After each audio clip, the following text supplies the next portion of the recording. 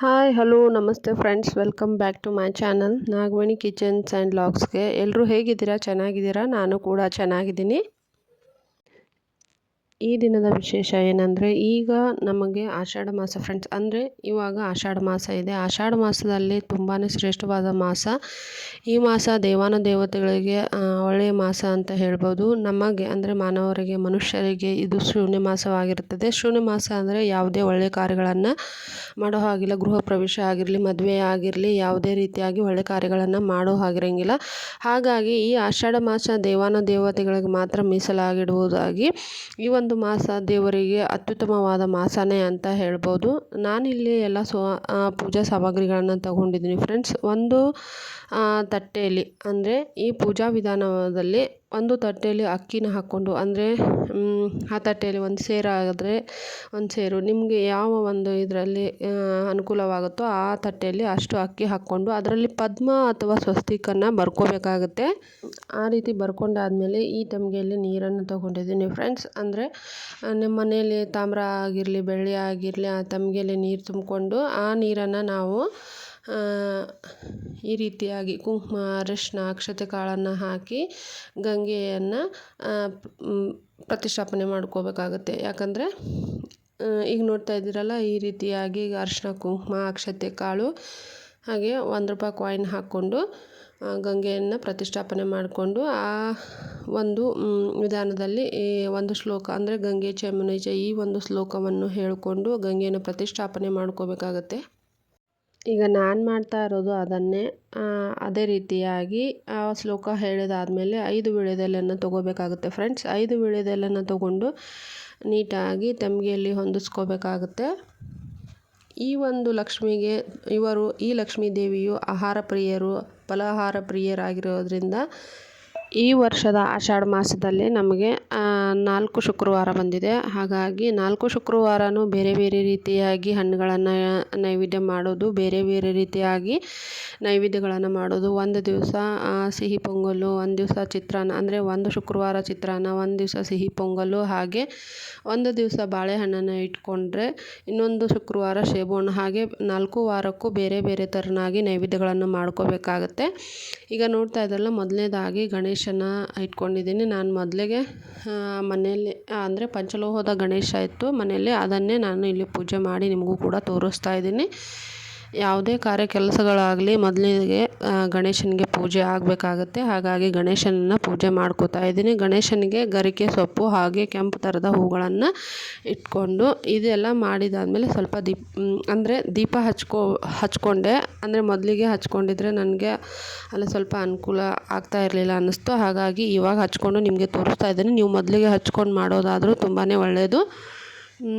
ಇದೇ ರೀತಿಯಾಗಿ ಅರಿಶಿನ ಕುಂಕುಮನೂ ಇಟ್ಕೊಂಡು ತಮಗೆಗೆ, ಅಂದರೆ ನಾವು ಏನು ಲಕ್ಷ್ಮಿನ ಪ್ರತಿಷ್ಠಾಪನೆ ಮಾಡಿದ್ವೋ ಅದಕ್ಕೆ ನಾವು ಅರಿಶಿನ ಕುಂಕುಮ ಇಟ್ಕೊಂಡು ಮತ್ತು ಗಣೇಶನ ಪೂಜೆ ಕೂಡ ಆಯಿತು. ಗಣೇಶನ ಪೂಜೆ ಮಾಡುವಾಗ ಗೊತ್ತಿರೋ ಹಾಗೆ ಶುಕ್ಲಾಂಬರಧರಂ ವಿಷ್ಣುಂ ಶಶಿವರ್ಣಂ ಚತುರ್ಭುಜಂ ಪ್ರಸನ್ನವದನಂ ಧ್ಯಾಯೇ ಸರ್ವ ವಿಘ್ನೋಪಶಾಂತಿ ಅಂತ ಹೇಳಿಕೊಂಡು ಗಣೇಶನ ಪ್ರತಿಷ್ಠಾಪನೆ ಆದಮೇಲೆ ಲಕ್ಷ್ಮೀನ ಪ್ರತಿಷ್ಠಾಪನೆ ಮಾಡಿಕೊಂಡೆ. ನಮ್ಮ ಮನೇಲಿ ಲಕ್ಷ್ಮಿ ಫೋಟೋ ಇರಲಿಲ್ಲ, ಹಾಗಾಗಿ ನಾನು ಲಕ್ಷ್ಮಿನ ಅರಿಶಿನ ಕೊಂಬನ್ನು ಇಟ್ಕೊಂಡಿದ್ದೀನಿ.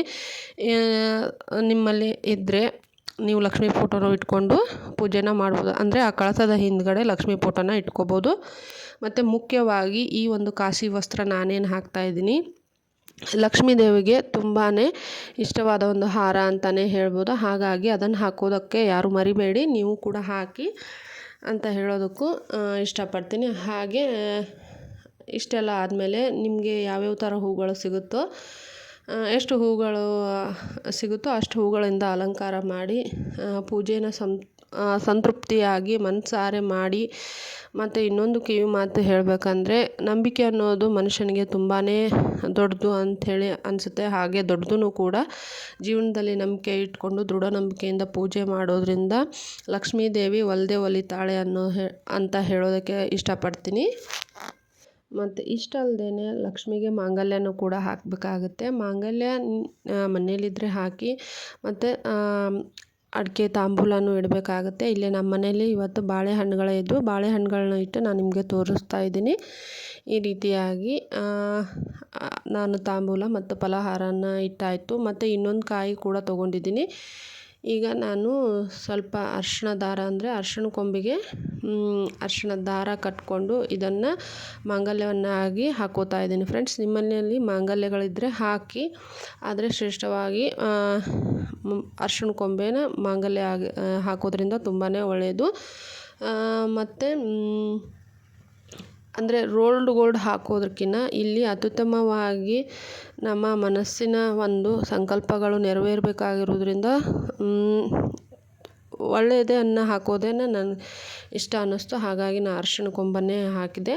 ಮತ್ತು ಈ ಒಂದು ಕಾಯಿನ ತೊಗೊಂಡು ನಾವು ಈ ಕಾಯಿಗೆ ಸ್ವಲ್ಪ ಅರಿಶಿಣ ಕುಂಕುಮನ್ನೆಲ್ಲ ಹಚ್ಚಿ ಹೂವಿಟ್ಟು ನಮ್ಮ ಮನಸ್ಸಿನಲ್ಲಿ ಯಾವ ಒಂದು ಬೇಡಿಕೆ ಈಡೇರಬೇಕು, ಹಾಗೆ ನಮಗೆ ಅಷ್ಟೈಶ್ವರ್ಯ ಆಗಿರಲಿ, ಮಕ್ಕಳ ವಿದ್ಯಾಭ್ಯಾಸ ಆಗಿರಲಿ, ಮನೆಯಲ್ಲಿ ಆಯುರಾರೋಗ್ಯ ಆಗಿರಲಿ, ಇವುಗಳನ್ನೆಲ್ಲ ನಾವು ಮನಸ್ಸಿನಲ್ಲೇ ಸಂಕಲ್ಪ ಮಾಡಿಕೊಂಡು ಆ ಒಂದು ಕಾಯಿನ ಇಟ್ಕೋಬೇಕಾಗುತ್ತೆ.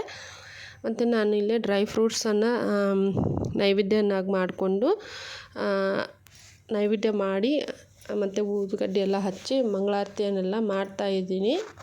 ಹೀಗೆ ನಾವು ಮಾಡುವಾಗ ಈ ಪೂಜೆಯನ್ನು ಬೆಳಗಿನ ಜಾವ ಅಂದರೆ ಬೆಳಗ್ಗೆ ನಾವು ಬ್ರಾಹ್ಮಿ ಮುಹೂರ್ತದಲ್ಲಿ 5 ಗಂಟೆಯಿಂದ ಹಿಡಿದು ನಾವು 6 ಗಂಟೆವರೆಗೂ ಈ ಪೂಜೆನ ಮಾಡಿದರೆ ತುಂಬಾ ಒಳ್ಳೆಯದು ಅಂತ ಹೇಳೋದಕ್ಕೆ ಇಷ್ಟಪಡ್ತೀನಿ. ಬೆಳಗ್ಗೆ ಮಾಡೋರು ಉಪವಾಸ ಇರಬೇಕಾಗತ್ತೆ. ಅಂದರೆ ಫಲಹಾರ ಏನಾದರೂ ತಿನ್ಬೋದು. ರಾತ್ರಿಗೆ ಊಟ ಮಾಡೋದು ತುಂಬಾ ಒಳ್ಳೆಯದು ಅಂತ ಹೇಳೋದಕ್ಕೆ ಇಷ್ಟಪಡ್ತೀನಿ. ನಂತರದಲ್ಲಿ ಒಂದು ಆರತಿ ತಟ್ಟೆನ ತೊಗೊಂಡು ಆ ಆರತಿ ತಟ್ಟೆಯಲ್ಲಿ ದೀಪಗಳನ್ನ ಹಚ್ಚಿ ಸ್ವಲ್ಪ ಅರಿಶಿಣ ಕುಂಕುಮ ಹಾಕ್ಕೋಬೇಕಾಗುತ್ತೆ ಆರತಿ ತಟ್ಟೆಗೆ. ನೋಡ್ತಾ ಇದ್ದೀರಲ್ಲ, ಇವಾಗ ಸ್ವಲ್ಪ ಕರೆಂಟ್ ಕೂಡ ಹೋಗಿತ್ತು ಫ್ರೆಂಡ್ಸ್. ಹಾಗಾಗಿ ಈ ಥರ ಬಂದಿದೆ ವಿಡಿಯೋ. ನೆಕ್ಸ್ಟು ಅರಿಶಿಣ ಕುಂಕುಮ ಹಾಕ್ಕೊಂಡು ಅದಕ್ಕೆ ಸ್ವಲ್ಪ ನೀರು ಹಾಕ್ಕೊಂಡು ಆರತಿನ ಮಾಡಬೇಕಾಗುತ್ತೆ ಲಕ್ಷ್ಮಿಗೆ.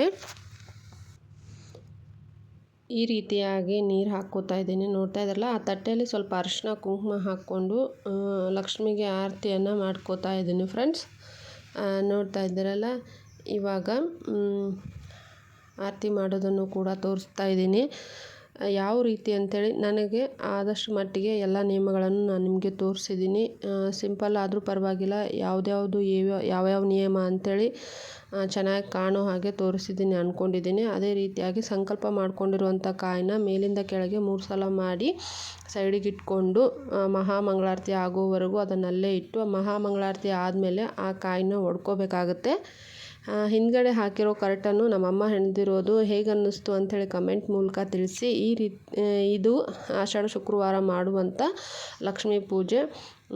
ನೀವು ಅಂದ್ಕೊಂಡಿರುವಂಥ ಎಲ್ಲ ಸಕಲ ಸೌಭಾಗ್ಯ ಮತ್ತು ಹಾಗೆ ನೀವು ಅಂದ್ಕೊಂಡಿರುವಂಥ ಎಲ್ಲ ಸಿರಿ ಸಂಪತ್ತು ಆಯುಷ್ಯ ಆರೋಗ್ಯ ಎಲ್ಲರಿಗೂ ದೊರೀಲಿ ಅಂತ ಹೇಳಿ ನಾನು ಕೂಡ ಪ್ರಾರ್ಥನೆ ಮಾಡ್ಕೋತೀನಿ. ನಾನು ಈ ರೀತಿಯಾಗಿ ಪೂಜೆನ ಮಾಡ್ತೀನಿ ಫ್ರೆಂಡ್ಸ್.